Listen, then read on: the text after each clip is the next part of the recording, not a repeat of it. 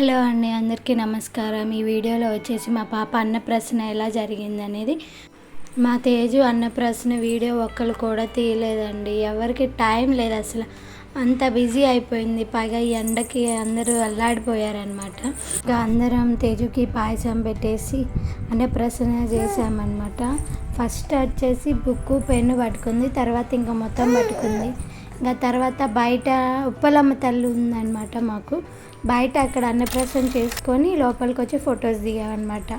ఇదిగోండి ఈమె ఉప్పలమ్మ తల్లి అని. బయట ఒక సపరేట్ గుడి లాగా ఉందన్నమాట మాకు. దాని డెకరేషన్కి ముందు రోజు డెకరేషన్ చేస్తుంటే చూడండి, అటు ఇటు పూల మధ్యలో ఎట్లా బాగా పడుకుందో. ఇంకా తర్వాత రోజు పూలు కొన్ని మిగిలిపోయాయని ఇట్లా